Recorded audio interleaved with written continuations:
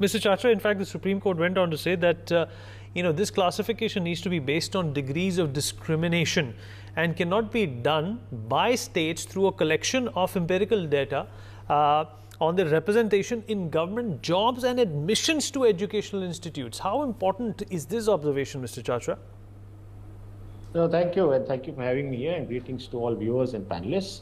I think it is a landmark judgment, and I'd like to go specifically welcome this idea of creating a quota within of the reserved category for the underprivileged castes. Now, it's welcome on 4 grounds, and I'll be addressing those questions which were raised by Ashwini ji, but also by you. The first is it clearly says that such an identification has to be done on quantifiable and demonstrable data. So that is very crucial. It, of course, the judgment indicates 2 such instances: reservation in government jobs and access, or what is called enrollment in educational institutions, the educational benefits. One would have loved to see more. Question of ownership of land, for instance, which continues to depress castes.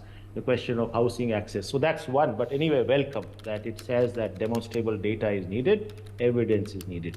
The second very important landmark feature, and which also comes to your first question to Ashwini ji, is the fact that states are empowered to decide.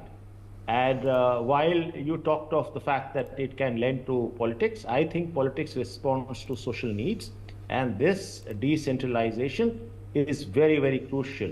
Also, in recognition of the fact that we must understand that there's considerable diversity of who are the vulnerable jatis within of a particular caste group, within of the scheduled caste group. We know scheduled caste groups are not homogeneous. There's a considerable diversity across states of who's more vulnerable in one state and who's lesser vulnerable in other states. So I think it allows for that recognition, and that it's welcome. Thirdly, and rightly you pointed out, it reverses the 2004 Chennai judgment, where the hinge was homogeneity, and we all know that caste is multi-layered trauma, it's multi-layered oppression. And within castes are also hierarchies, within tribes are also hierarchies, particularly vulnerable tribal groups, for instance.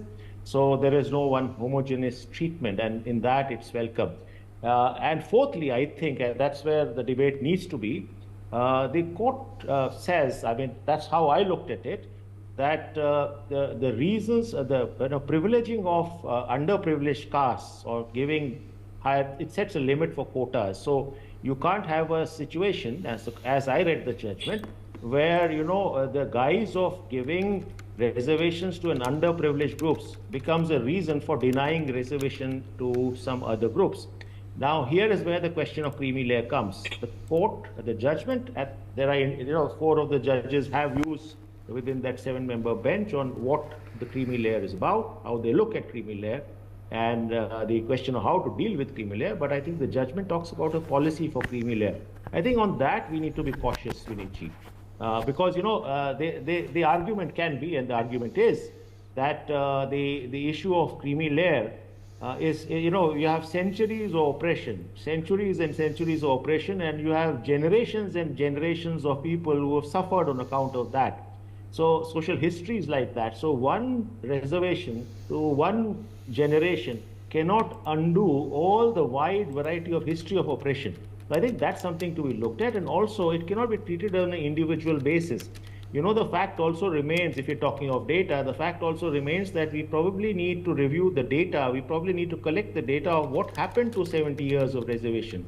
The jobs which were reserved, delisted to open category, and continue to be delisted to open category for various reasons, we need to look at. So the cake in that sense, although limited, is not extremely limited. There are still, as I speak, vacancies around, whether in recruitments or whether in promotions, which are reserved and which never get occupied, and it's ultimately opened up. So I think that's another sort of dimension I want to put in. And finally, I want to say that, you see, reservation is not a panacea. Reservation was, as Dr. Ambedkar says, reservation is a transitional measure. Reservation cannot be a panacea for either resolving all the caste issue or annihilating caste. Expectations in these last 70 years, 75 years, was for a contingent and an important role of the welfare state in creating social opportunities, in creating economic opportunities, in having land reforms done, in having, decent work or decent wages or decent, sort of livelihoods made available for the range of castes and groups of India, for housing, for healthcare. And those things haven't happened.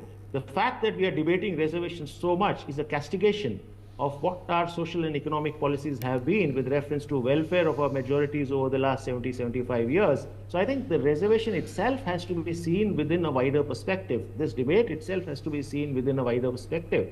That's what I'd like to submit in the first instance, Vinitji. Mr. Chachra?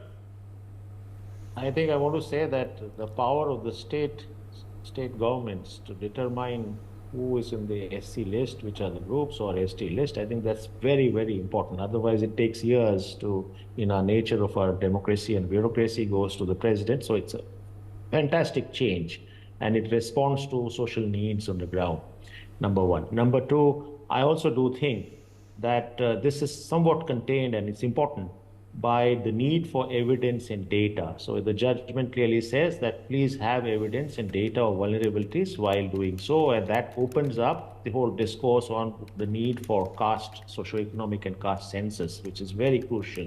I think the third point, and very briefly on the creamy layer, as I said earlier, the question of creamy layer is indicative in the judgment.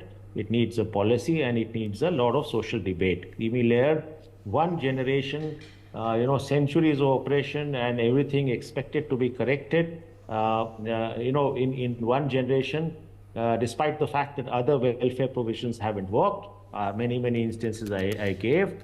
I think that question should not be seen in that limited perspective of a family, of an individual. It doesn't quite reverse like that. One gentleman who has become a peon or a sub-divisional officer or even an officer from a village in the state also already supporting a lot of the community. That's how reality is. So we should not view the question of creamy layer from the narrow lens that this person is really out of the need for reservation. And I think the court is conscious of it. So the court clearly says that, the guise of giving reservation to a genuinely demanding group, and the limits have been set, should not undo the reservations for the more homogeneous scheduled caste group. So I think that's important. I welcome the fact that many communities, such as the denotified communities, the nuts, the good judges, there's so many denotified communities who are currently within the scheduled caste groups or the scheduled tribe groups, will and have been denied or have not been